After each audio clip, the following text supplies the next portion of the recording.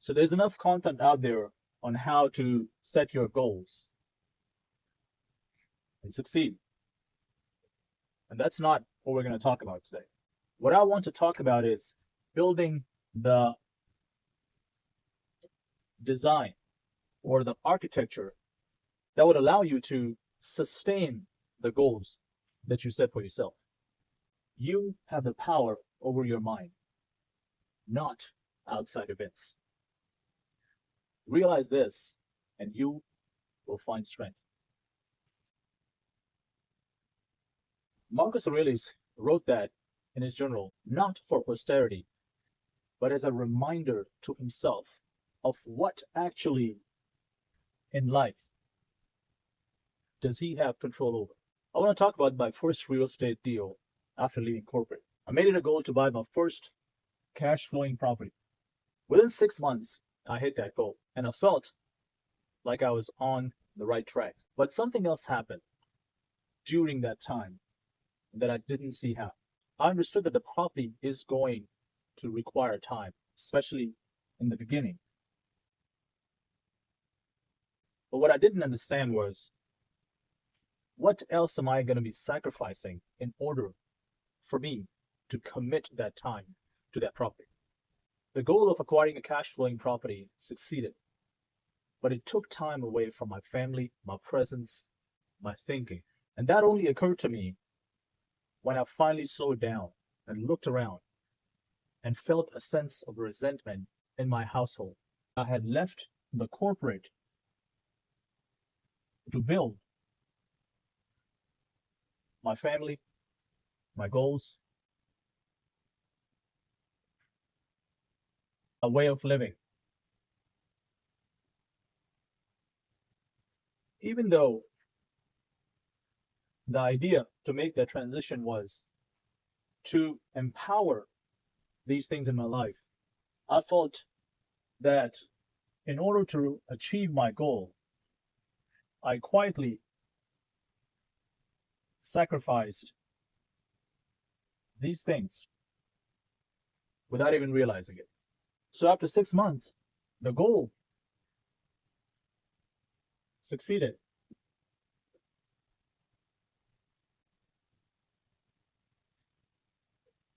But the life paid the price for it. It occurred to me that I had the discipline, the motivation,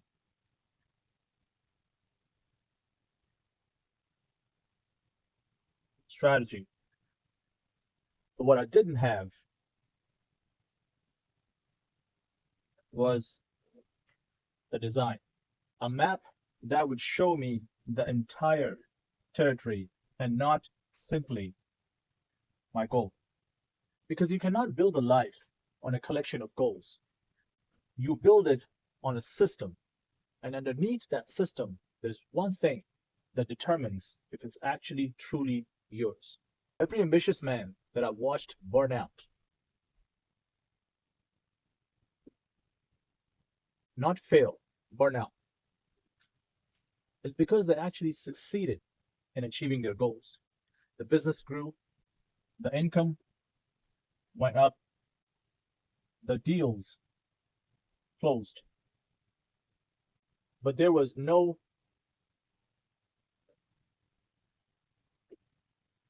design. The success took its price from somewhere in their life that couldn't afford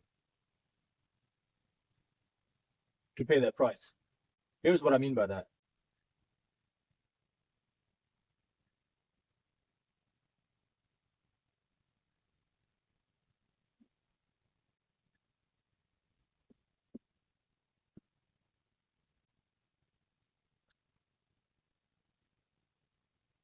This is how most people operate. You set a series of goals, you have real intentions of achieving them, you put in real effort, but you don't map out what it truly costs to achieve those goals. And the end result is you succeed, but something else pays the price for that success. And here's how things can be different when you actually have a design.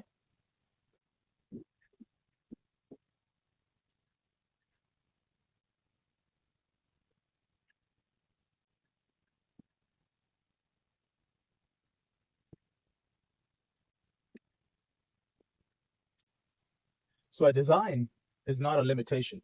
It actually shows you what is the actual cost of achieving your goals. So you're not succeeding at the cost of not knowing what price are you actually paying and who is paying that price. And the end result is your success is intentional because a goal is a destination and the design is the system. A destination without a map is simply a wish with a deadline that does not take into consideration any of the trade-offs and what actually costs to achieve that goal. I want to make it clear that the difference between the two approaches is that the design allows you to intentionally map out your trade-offs and understand which part of your life is going to be paying for the goals that you have set for yourself. So the outcome, when you actually succeed, you know what was at stake, and it is not a surprise to you anymore.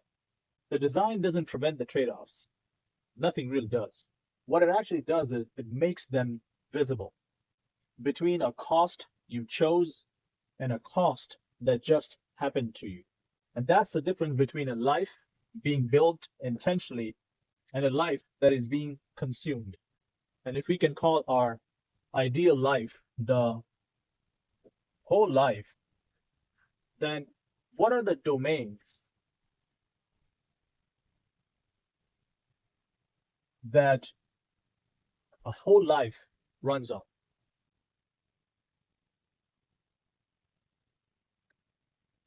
So, what is a whole life?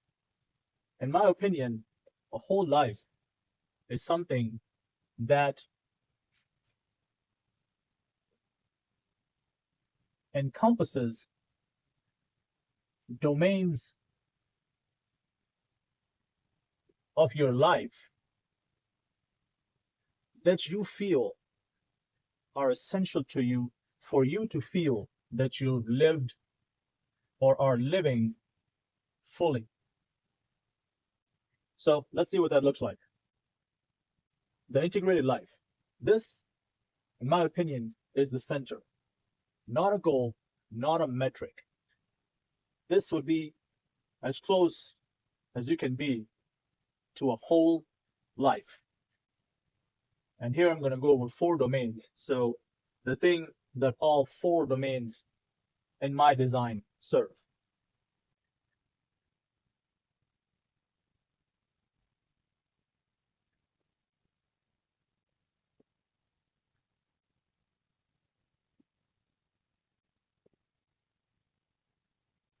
Let's start with wealth. Not money, but the domain of independence.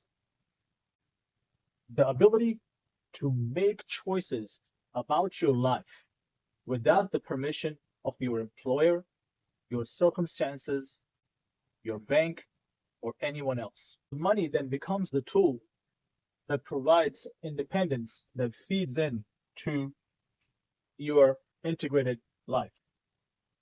Let's talk about family. Your legacy in your family, not simply as a provider, but an architect of your life. The man who truly designs the culture of his household in a way where he would, with respect to anything that he actually truly cares about and wants to succeed. Let's talk about mind. Not simply information, but the quality of your thinking. Because a man who has wealth and family, but a clouded mind, would undermine both. So here, and examine life is not optional. It is actually required as a structural part of this design. Let's talk about sovereignty, the time, the attention, the decision-making power over your own life and time. This is the domain that most people, unfortunately, never fully claim. Because they give it away in pieces before they can even understand that this is something given to them to keep. As a result, they spend time out of their life building somebody else's dreams. I know this stuff can get heavy, so I'm going to try to sum it up as best as I can. Look at these four domains not as four separate lives, but as one cohesive system, almost as if they are four walls of the same structure. The key thing to remember is if you go hard on any of these walls,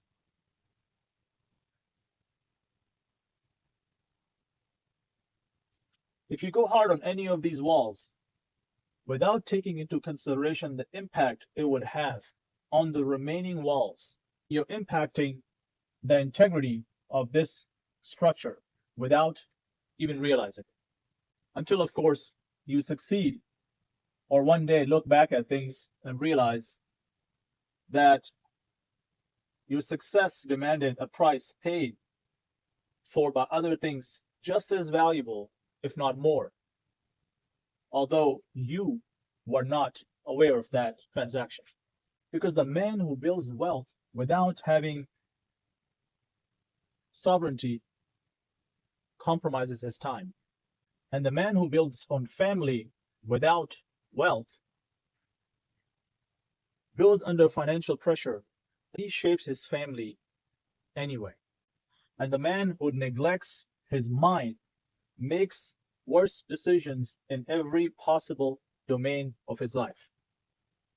So the idea behind this design of the integrated life is to help you understand that there are no safe trade-offs. There is only intentional and I can write it. There is only intentional or unintentional trade-offs. What is it that you're sacrificing to achieve what you desire? Because the equation has to balance. You cannot have something for nothing. So now that you've mapped the entire domain of your integrated life, the map is only useful if you understand the decisions underneath. The one that determines whether the entire architecture that you're working with is actually yours.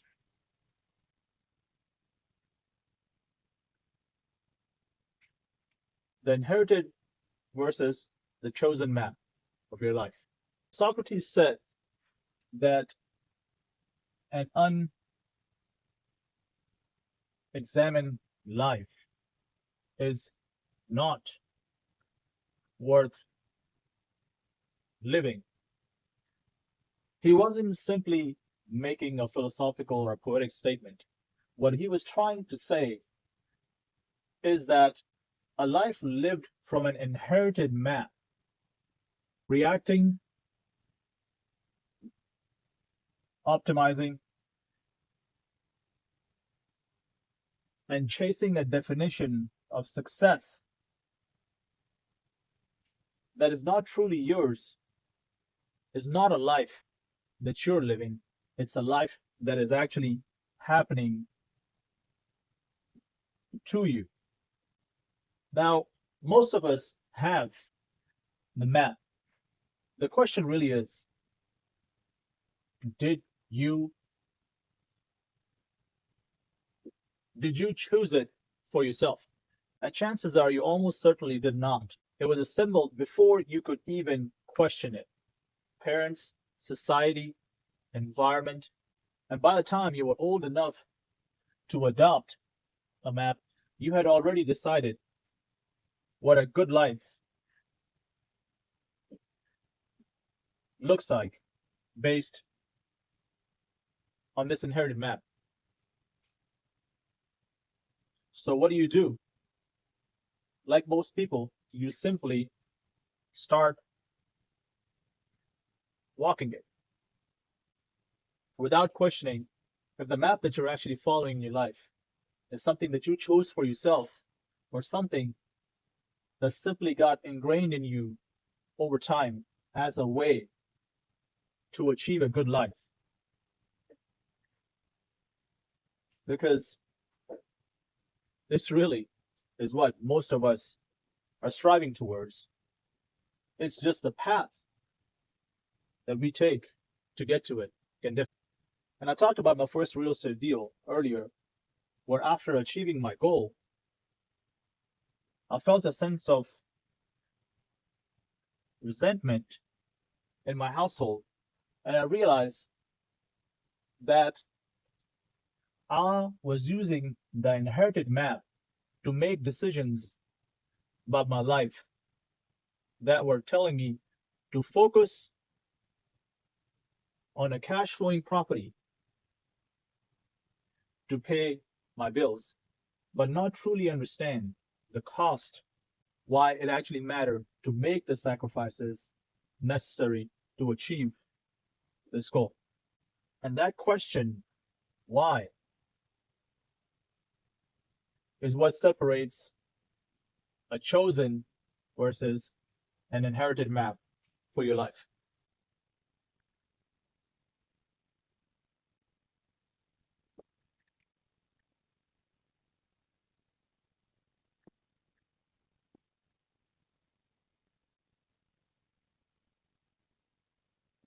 So here's how I see an inherited map. It's assembled before you get to a point in life where you can actually question it, because your definition of success is framed and curated by your environment, society, and people, things around you. Things that are shown to you, things that show you the possible path to success. So as you grow older, you start to optimize within that definition, because everything else that's shown to you around you is doing that.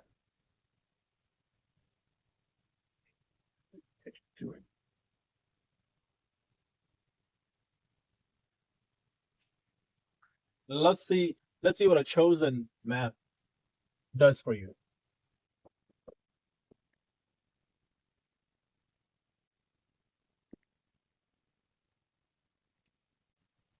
So obviously when you choose a path or a map for yourself, the idea behind that is you've examined the path that you're about to take, and you're going to build towards something that truly matters to you.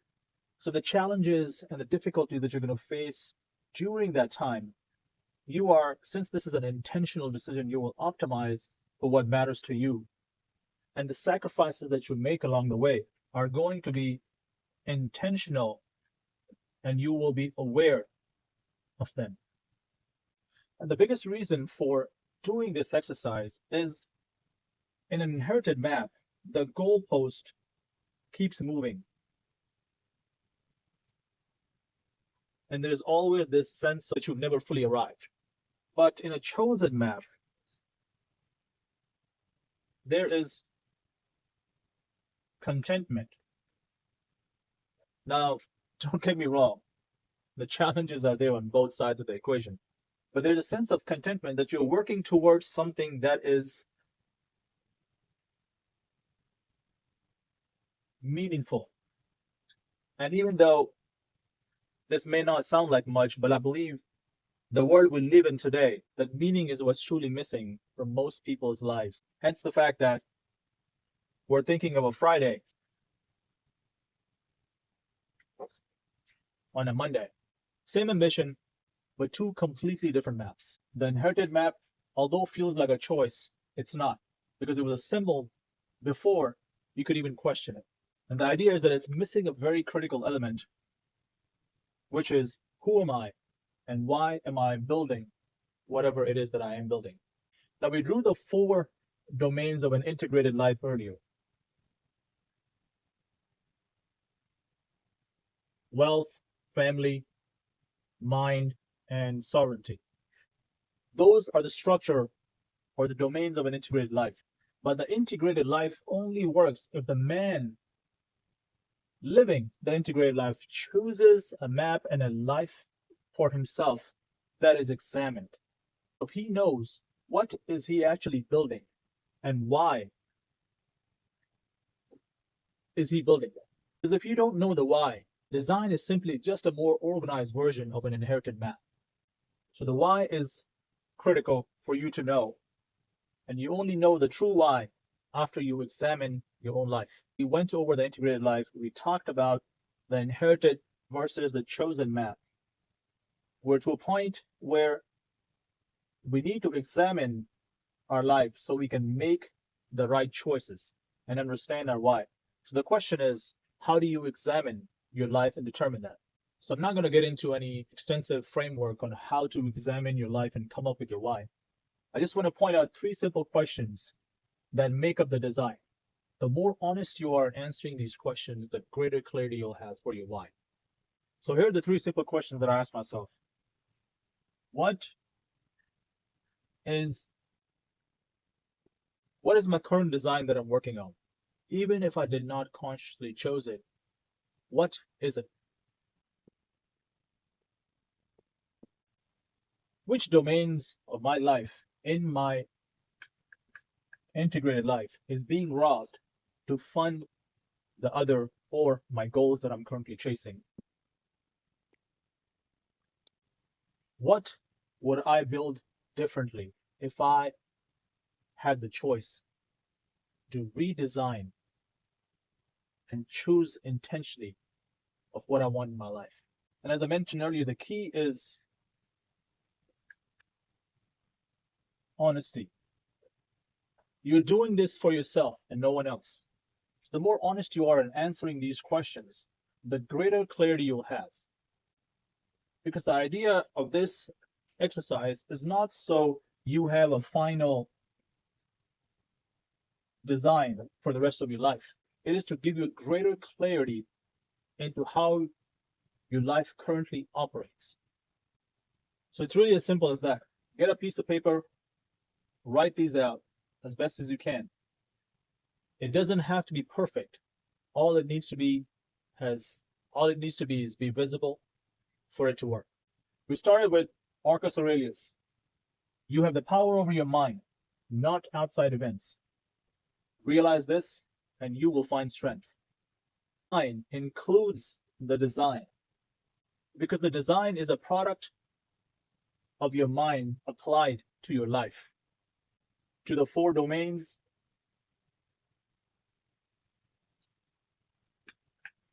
to the trade-offs you make in life, to the questions of what you're actually building, and did you actually choose it for yourself?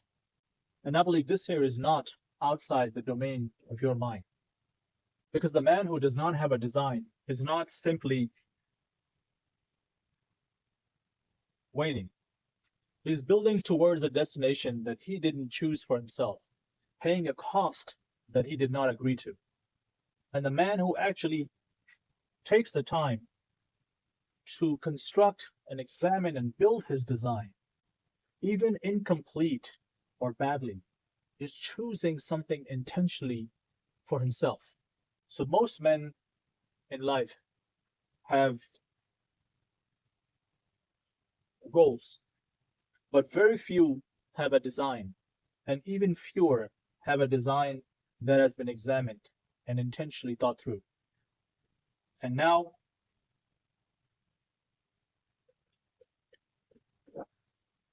you have the blueprint to do this. So now that you understand the integrated life, the design, and how to examine and understand your why. Next week, I want to get into how to actually move from paper to reality. Not more information and strategy, but an identity contract, a decision that will truly make the design real. See you next week.